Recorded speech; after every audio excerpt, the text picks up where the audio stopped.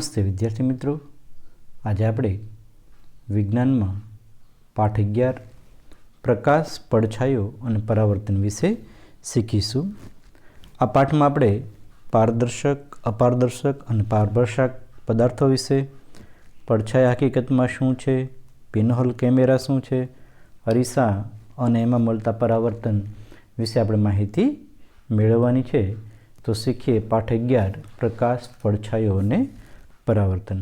વિદ્યાર્થી મિત્રો, તમારો મોબાઈલ છે એ આડો તમે કરી નાખશો તો તમને વધારે જોવાની મજા આવશે. એટલે જ્યારે પણ આ રીતનો અભ્યાસ કરો ત્યારે મોબાઈલ આડો રાખવાનો, જેથી કરી ચિત્ર છે મોટું આવશે. આપણે આપણી આસપાસ ઘણા બધા રંગીન અને જુદા જુદા પદાર્થો જોઈએ છીએ. શાળાએ જતી વખતે આપણે બસ, ગાડીઓ, સાયકલો, વૃક્ષો, પ્રાણીઓ અને ક્યારેક ફૂલો જોઈએ છે. તો તમારા વિચાર મુજબ આ બધા પદાર્થો આપણે કઈ રીતે જોઈએ છીએ? વિદ્યાર્થી મિત્રો, તમે શાળાએ આવો છો ત્યારે તમે જોતા હશો કે ઘણા બધા રંગીન અને જુદા જુદા પદાર્થો તમે રસ્તામાં જોતા હશો. એમાં રસ્તે જતા બસ હોય, ગાડીઓ હોય, કેટલાક સાયકલ લઈને જતા હોય, વૃક્ષો, પ્રાણીઓ અને ક્યારેક ફૂલો પણ જોઈએ છે. હવે તમે વિચાર કરો કે કેમ આપણે જોઈ શકીએ છીએ? તો આ બધા સ્થળો વિશે વિચારો કે રાત્રિના સમયે અંધારામાં આપણે નીકળ્યા હોય, સહેજ પણ પ્રકાશ ન હોય, ત્યારે આપણને દેખાશે? તો એ દેખાશે નહીં. આપણે સંપૂર્ણ અંધારવાળા રૂમમાં જઈએ તો કોઈ પદાર્થ જોવો શક્ય બની શકે? ના, અંધારામાં આપણને કંઈ પણ દેખાતું નથી. પરંતુ જ્યારે એ જ અંધારા રૂમમાં આપણે કોઈ મીણબત્તી સળગાવો કે ટોર્ચ એટલે કે બેટરી ચાલુ કરીએ ત્યારે રૂમમાં રહેલી વસ્તુઓ જોવી શક્ય બને છે. એટલે કે કોઈ પણ વસ્તુ પર જ્યારે કોઈ પ્રકાશ પડે છે ત્યારે એ વસ્તુ આપણને દેખાય છે. એટલે પ્રકાશ વિના આપણે કોઈ વસ્તુઓ જોઈ શકતા નથી અને પ્રકાશ આપણને વસ્તુઓ જોવામાં મદદ કરે છે. ટોર્ચ એટલે કે બેટરી તમે જોઈ હશે, એમાં રહેલો બલ્બ એ એવો પદાર્થ છે કે જે પોતાનામાં પ્રકાશ ઉત્પન્ન કરે છે. આપણે જોઈએ કે સ્વિચ કરીએ એટલે બેટરી શરૂ થાય અને એનો લેમ્પ જગે છે. એમાં બલ્બ હોય અને આપણે જેમ જેમ બેટરી ફરીએ એમ એ વસ્તુ, જે વસ્તુ પર આપણે પ્રકાશ ફેંકીએ એ વસ્તુ આપણને દેખાય છે. તો એ પોતાનો પ્રકાશ ઉત્પન્ન કરે છે. તો સૂર્ય, હવે આપણે પૃથ્વી પર ક્યાંથી પ્રકાશ આવે? તો સૂર્ય બીજો એવો જાણીતો પદાર્થ છે કે જે પોતાનો પ્રકાશ આપે છે. આપણે બધા જ જાણીએ છીએ કે સૂર્યમાંથી આપણે બધા જ પ્રકાશ મેળવીએ છીએ. રાત્રે સૂર્ય આપણે નથી દેખાતો તો આપણને એવો દિવસ જેવો રાત્રે જોઈ શકતા નથી. તો દિવસ દરમિયાન પ્રકાશ વડે આપણે વસ્તુઓ જોઈ શકીએ છીએ. એટલે સૂર્ય જેવા પદાર્થો કે જે પ્રકાશ ઉત્પન્ન કરે છે તેને પ્રકાશિત પદાર્થો એટલે કે પ્રકાશના સ્ત્રોત કહે છે. તમે જાણો છો વિદ્યાર્થી મિત્રો કે આવા બીજા પણ પ્રકાશના કુદરતી સ્ત્રોત કયા? તો એવા છે સૂર્ય, પછી તમે તારા જોતા હશો, તારા છે એને પણ પોતાનો પ્રકાશ છે. એવી જ રીતે આગિયા જે ચોમાસામાં દેખાય છે તો એ પણ પોતાના, એ આગિયા જતા હોય તો એની પાછળ લાઇટ આપણને ઝબૂકતી દેખાય છે. તો એ પ્રકાશના કુદરતી સ્ત્રોત કહેવાય. તો ખુરશી, ચિત્ર કે બૂટ વિશે શું કહેશો તમે? તો એ પ્રકાશના સ્ત્રોત નથી. જ્યારે પ્રકાશિત પદાર્થો જેવા કે સૂર્ય, ટોર્ચ કે વીજળીના બલ્બ પરથી પ્રકાશ આવા પદાર્થો પર પડી અને આપણી આંખ સુધી પહોંચે ત્યારે પદાર્થ આપણને દેખાય છે. એટલે કે સૂર્ય અથવા તો ટોર્ચ કે વીજળીનો બલ્બથી આપણે એ પ્રકાશ છે એ કોઈ પણ ખુરશી કે કોઈ પણ વસ્તુ, ચિત્ર કે બૂટ કે કોઈ પણ વસ્તુ હોય એના પર પડે ત્યારથી આપણી આંખ સુધી પહોંચે ત્યારે એ આપણને દેખાય છે. એટલે આપણે શીખીએ કે ભાઈ પારદર્શક પદાર્થ કોને કહેવાય, અપારદર્શક કોને કહેવાય અને પારભાષક પદાર્થ કોને કહેવાય. વિદ્યાર્થી મિત્રો, એ પહેલાં હું તમને કહી દઉં કે ભાઈ પારદર્શક કોને કહેવાય. તો જે પદાર્થમાંથી પ્રકાશ સંપૂર્ણ પસાર થઈ શકે તેને પારદર્શક પદાર્થ કહે છે. જેમ જેમ આપણે પુસ્તકમાં આવશે એમ શીખીશું, પણ એ પહેલાં હું તમને અહીંયા એની ક્લિયરિટી કરી દઉં કે પદાર્થમાંથી પ્રકાશ સંપૂર્ણ પસાર થઈ શકે તેને પારદર્શક પદાર્થ કહેવાય છે. એના ઉદાહરણો કયા? તો એમાં હવા, પાણી અને કાચ આવે છે. એ જ રીતે અપારદર્શક પદાર્થ, તો જે પદાર્થમાંથી પ્રકાશ પસાર થઈ શકતો નથી તેને અપારદર્શક પદાર્થ કહેવાય છે. અને એના ઉદાહરણ છે દિવાલમાંથી પ્રકાશ પસાર ન થઈ શકે, લોખંડ હોય તો એમાંથી પણ નહીં શકે, અને કોઈ પણ પૂઠું હોય તો એમાંથી પણ પ્રકાશ છે એ પસાર થઈ શકતો નથી. પછી ત્રીજી વ્યાખ્યા હતી પારભાષક. આ બધા જેમ પાઠમાં હોય એમ શીખશું, પણ એ પહેલાં તમને એના વિશેનો ખ્યાલ આપી દઉં છું કે જે પદાર્થમાંથી પ્રકાશ અંશતઃ એટલે કે થોડોક પસાર થઈ શકે છે તેને પારભાષક પદાર્થ કહે છે. અને એના ઉદાહરણ છે દૂધિયો કાચ કે ડહોળું પાણી. તો એના વિશે આપણે વિગતવાર હવે સમજીએ કે પ્રકરણ 4માં આપણે પદાર્થોનું અપારદર્શક પારભાષકમાં વર્ગીકરણ કરેલું છે. તે તમે યાદ કરો એટલે તમે જ્યારે અગાઉ પહેલા સત્રમાં આના વિશે શીખી ગયા હશો કે જે કોઈ પણ પદાર્થની આરપાર જરા પણ ન જોઈ શકે તો એને અપારદર્શક કહે છે. અને જો સ્પષ્ટ જોઈ શકો છો તો તે પોતાની આરપાર પ્રકાશને પસાર થવા દે છે, એને પારદર્શક કહેવાય છે. એટલે જેમાંથી પ્રકાશ પસાર થાય એને પારદર્શક કહેવાય, જેમાંથી જોઈ શકાય, અને જેમાંથી પ્રકાશ પસાર ન થઈ શકે એને અપારદર્શક પદાર્થ કહેવાય છે.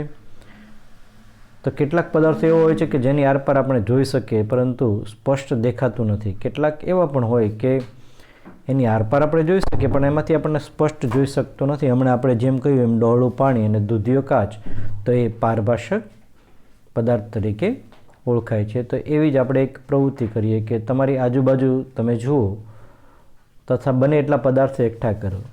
દાખલા તરીકે રબર, પ્લાસ્ટિકની ફૂટપટ્ટી, પેન, પેન્સિલ, નોંધપોથી, કાગળનો ટુકડો, ટ્રેસિંગ પેપર અથવા તો કાપડનો ટુકડો. હવે આ બધા જ પદાર્થમાંથી કોઈ દૂરની વસ્તુ તરફ જોવાનો પ્રયાસ કરો. દાખલા તરીકે રબરને તમારી આંખ આગળ રાખવાનો અને દૂરની વસ્તુ જોવાનો પ્રયાસ કરવાનો, તો તમે જોઈ શકશો નહીં, કારણ કે એ અપારદર્શક પદાર્થ છે, એમાંથી પ્રકાશ પસાર થઈ શકતો નથી એટલે આપણને દેખાશે નહીં. એવું જ પ્લાસ્ટિકની ફૂટપટ્ટી, સફેદ પ્લાસ્ટિકની ફૂટપટ્ટી રાખો તો એમાંથી તમને અંશતઃ દેખાશે, થોડું ઘણું દેખાશે, બહુ જાજુ દેખાશે નહીં. તો એ પ્લાસ્ટિકની ફૂટપટ્ટી છે એ પારભાષક પદાર્થ થશે. પેનમાંથી આપણને દેખાશે નહીં, પેન્સિલમાંથી પણ નહીં દેખાય, તો એ પણ અપારદર્શક પદાર્થ થશે. એવું જ તમારી નોંધપોથી કે સ્વાધ્યાય પોથી તમે લેશો તો એને પણ તમારી આંખ આગળ લેશો તો એમાંથી તમને પછીનું ચિત્ર દેખાશે નહીં, તો એ પણ અપારદર્શક પદાર્થ થશે. કાગળના ટુકડામાંથી પણ તમે નહીં જોઈ શકો, ટ્રેસિંગ પેપરમાંથી જોઈ શકશો, એમાંથી થોડું ઘણું તમને દેખાશે, જાજુ નહીં દેખાય એટલે પારભાષક આવશે. કાપડના ટુકડામાંથી જો જાડો હશે તો નહીં જોઈ શકાય, પણ જો આછું પાતળો હોય તો એમાંથી જોઈ શકાય. એટલે જેમાંથી જો દેખાતું હોય, થોડું ઘણું દેખાતું હોય તો પારભાષક પદાર્થ કહેશું, પૂરેપૂરું દેખાતું હોય તો પારદર્શક પદાર્થ કહેશું, અને સાવ ન દેખાતું હોય તો અપારદર્શકમાં એનું આપણે વર્ગીકરણ કરવાનું આવશે. કે આ દરેક પદાર્થમાંથી કોઈ દૂરની વસ્તુ તરફ જોવાનો પ્રયાસ આપણે કરીએ તો એમાંથી મેં કીધું એમ કે અમુક વસ્તુમાંથી દેખાય છે, અમુકમાંથી દેખાતો નથી, અને અમુકમાંથી થોડો અંશતઃ દેખાય છે. તો એ પ્રમાણે આપણે એનું વર્ગીકરણ કરવાનું છે. કે કોષ્ટક 11.1 જે તમને નીચે દર્શાવ્યા મુજબ તમારા અવલોકનો નોંધવાના છે કે આપણે જોઈએ છે કે આપેલો પદાર્થ પ્રકાશને સંપૂર્ણ પસાર થવા દે છે કે અપૂરતો પસાર થવા દે છે કે જરાય પસાર થવા દેતો નથી. તેના આધારે પારદર્શક, પારભાષક અને અપારદર્શક પદાર્થ એ હોઈ શકે છે. વિદ્યાર્થી મિત્રો, પાના નંબર 108 ઉપર તમારે હવે જોવાનું છે. ત્યાં એક કોષ્ટક આપેલું છે, એમાં પદાર્થ આપ્યું છે પેન્સિલ. હવે તમારે જોવાનું, તમારી આંખ પાસે રાખવાની, તો એમાંથી વસ્તુનું શક્ય અવલોકન સંપૂર્ણ, એટલે એમાંથી તમે બીજી વસ્તુ જોઈ શકો કે નથી જોઈ શકતા, તો આપણે એમાંથી જોઈ શકતા નથી. એટલે એ કેવો પદાર્થ થશે? તો અપારદર્શક પદાર્થ થશે. ત્યાર પછી રબર અને દડો, તો બંનેને આંખ પાસે રાખીએ તો એમાંથી પણ પ્રકાશ પસાર થતો નથી, એટલે આપણે એમાં પણ લખશું તો એ અપારદર્શક પદાર્થ છે. પછી લખવાનો કાગળ, તો એમાં બહુ થોડું ઘણું આપણને દેખાશે, બહુ ચોક્કસ નહીં પણ થોડું ઘણું, એટલે પારભાષક પદાર્થ થશે. પણ જો સંપૂર્ણ જોઈ શકતા હોય તો પારદર્શક આપણે લખવું પડે. તો વિદ્યાર્થી મિત્રો, પારદર્શક પદાર્થ, અપારદર્શક પદાર્થ વિશેની માહિતી આપણે મેળવીએ. હવે આપણે પડછાયા વિશે શીખીએ કે પડછાયા છે એ હકીકતમાં શું છે. તમે બધાએ પડછાયો જોયો જ હશે. તમે તડકામાં રમવા જતા હોય તો તમારો પોતાનો પડછાયો જમીન ઉપર પડતો જ હોય છે. તો એ શું છે એના વિશેની આપણે માહિતી મેળવી કે હવે એક પછી એક અપારદર્શક પદાર્થને જમીનથી ઊંચે સૂર્યપ્રકાશમાં વારાફરતી પકડી રાખવાના. એ જ વસ્તુ એટલે કે જે આપણે આગળ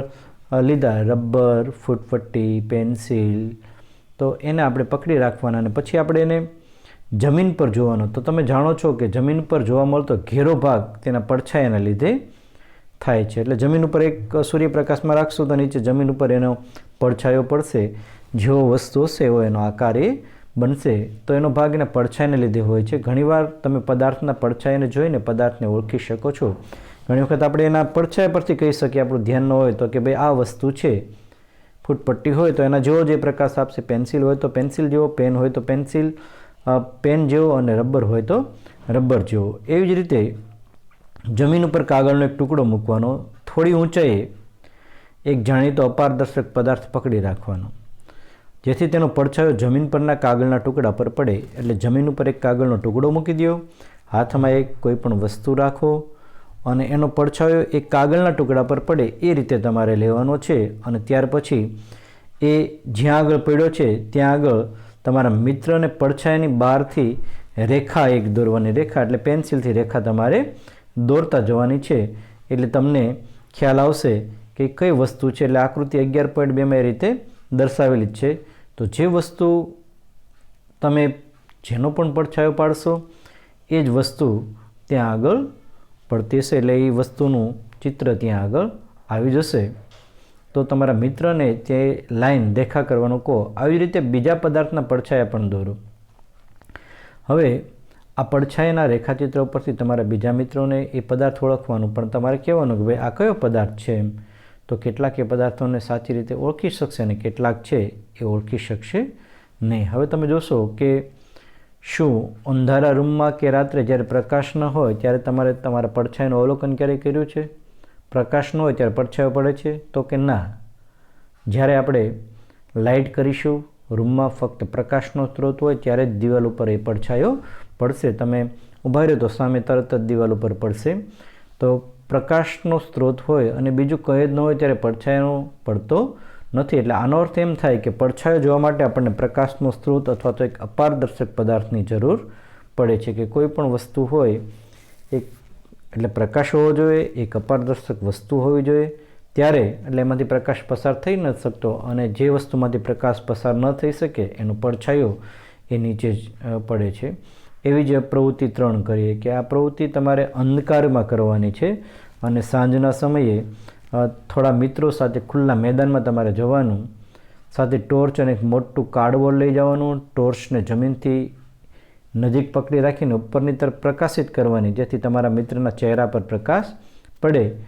હવે તમારી પાસે પ્રકાશનો સ્ત્રોત છે કે જે અપારદર્શક પદાર્થ પર પડે છે, અને જો તમારા મિત્રની પાછળ કોઈ વૃક્ષ, મકાન કે અન્ય પદાર્થો ન હોય તો તમારા મિત્રના માથાનો પડછાયો તમે જોઈ શકશો. આનો અર્થ એ નથી કે તેનો પડછાયો હોતો નથી. એટલે કે એનો અર્થ એ છે કે અંતે ટોર્ચનો પ્રકાશ તેના શરીરમાંથી બીજી તરફ પસાર થતો નથી. તમે જોશો એના માથા પર તમે પ્રકાશ પાડ્યો તો પાછળની તરફ એનો પડછાયો દેખાણો, પણ પ્રકાશ ત્યાં પસાર થતો નથી. હવે બીજા મિત્રને તમારા મિત્રની પાછળ એટલે કે કાર્ડબોર્ડ પકડી રાખવાનું કહો, અને એ કાર્ડબોર્ડ સીટ પર પડછાયો દેખાય છે? તો કે 11.3માં તમે જોશો તો આ માટેનો પડછાયો એટલે કે ઉપર કે પડછાયો ફક્ત પડદા પર જ મેળવી શકાય છે. એટલે કે કોઈ પણ દિવાલ હોય કે કોઈ પણ ઓલું હોય, પડદો હોય તો જ એ એના પર મેળવી શકાય છે. હવે મિત્રો એવી જ એક તમે જોશો તો રોજબરની જિંદગીમાં મેદાન, રૂમની દિવાલો કે ઇમારતો કે બીજી સપાટીઓ ઉપર તમે જે પડછાયો જુઓ છો તેમના માટે પડદા તરીકે વર્તે છે. એટલે કે દિવાલો છે એ પણ એક પ્રકારનો પડદો જ છે. તો પડછાયા આપણને પદાર્થના આકાર વિશે કેટલીક માહિતી આપે છે. ઘણીવાર પડછાયા આપણને તેમના આકાર વડે ગેરમાર્ગે પણ દોરી શકે છે. એટલે કે આકૃતિ 11.4માં આપણા હાથ વડે તૈયાર કરેલા કેટલાક પડછાયા તમે પણ આ પ્રવૃત્તિ કરી શકો છો. એટલે કે તમે દિવાલ ઉપર ચિત્રો એટલે કે તમારો હાથ હોય એમાંથી જુદા જુદા આકાર અહીંયા જે દેખાડ્યા છે એ પ્રમાણે જુદા જુદા મોઢા એ બની શકે છે. તો એ પણ તમે કરી શકો છો. એટલે કે તમારે દિવાલ ઉપર એ પાડવાના છે. તો એ પણ જુદા જુદા ચિત્રો તમે કરી શકશો. હવે પ્રવૃત્તિ 4 છે કે તડકો હોય તેવા દિવસે શાળાના મેદાનમાં એક ખુરશી મૂકવાનું. ખુરશીના પડછાયા પરથી તમે શું અવલોકન કર્યું? શું પડછાયો ખુરશીના આકારનું ચોક્કસ ચિત્ર બનાવે છે? જો ખુરશીને થોડી ગોળ ફેરવવામાં આવે તો પડછાયાનું કદ કઈ રીતે બદલાય છે? હવે તમે ખુરશી મૂકશો મેદાનમાં તો એ જ પ્રકારે એની પાછળ એનું ચિત્ર આવશે, એટલે ખુરશીનો પડછાયો પડશે. જે બાજુ સૂર્ય હોય એની વિરુદ્ધ દિશામાં એ થશે. શું પડછાયો ખુરશીના આકારનું ચોક્કસ ચિત્ર બનાવે છે? તો કે હા, એ ચોક્કસ બનાવે છે. પણ જો ખુરશીને થોડી ગોળ ફેરવવામાં આવે તો પડછાયાનું કદ પણ એ રીતે બદલાઈ થશે. તો એક પાતળી નોંધપોથી લેવાની, તેનો પડછાયો જોવાનો, પછી એક લંબચોરસ ખોખું લેવો અને તેનો પડછાયો જુઓ. શું આ બંને પડછાયાના આકાર સમાન તમને દેખાય છે? તો કે ના, એ બંને પડછાયાના આકાર છે એ સમાન દેખાતા નથી. થોડા પુષ્પ અથવા તો અન્ય રંગીન પદાર્થ લેવાના, થોડા ફૂલ લેવાના, કોઈ રંગીન પદાર્થ લેવાનો અને એમાં પડછાયા પણ જોવાના. દાખલા તરીકે લાલ ગુલાબ અને પીળું ગુલાબ. શું પદાર્થના રંગ અલગ અલગ હોય છે ત્યારે પડછાયાના અલગ રંગના દેખાય? તો કે ના, દેખાશે. ભલે ફૂલ અલગ છે, લાલ હોય કે લાલ ગુલાબ હોય કે પીળું ગુલાબ, પણ ત્યાં પાછળ તેનો પડછાયો કાળા કલરનો જ આપણને દેખાશે.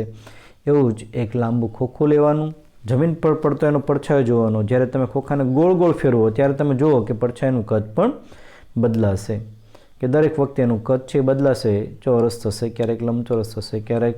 તો પડછાયાનું કદ બદલાય છે. ખોખાનો પડછાયો ક્યારેક સૌથી ટૂંકો હોય, જ્યારે સૌથી લાંબી બાજુ સૂર્ય તરફ રાખેલી હોય ત્યારે એની ટૂંકી બાજુ સૂર્ય હોય ત્યારે લાંબો પણ હોય છે. તો આવા જ લાંબા ખોખાને સાદો કેમેરો બનાવવા માટે વાપરીએ છીએ, એટલે કે પિનહોલ કેમેરા એમાંથી બને છે. તો વિદ્યાર્થી મિત્રો, અહીંયાથી આપણે પિનહોલ કેમેરા બનાવવાનો જે પાના નંબર 110થી છે એ પછીના લેક્ચરમાં આપણે શીખીશું. આજનો દિવસ આપણે અહીંયા સુધી લખીશું. અહીંયા તમને પારદર્શક, અપારદર્શક, પારભાષક શબ્દ વિશે માહિતી મળી ગઈ. ત્યાર પછી પડછાયા વિશે પણ તમે માહિતી મેળવી. તો પછીના ઓલામાં આપણે પિનહોલ કેમેરા વિશે માહિતી મેળવશું. તો આજે અહીંયા સુધી આપણે રાખીએ છીએ. Thank you.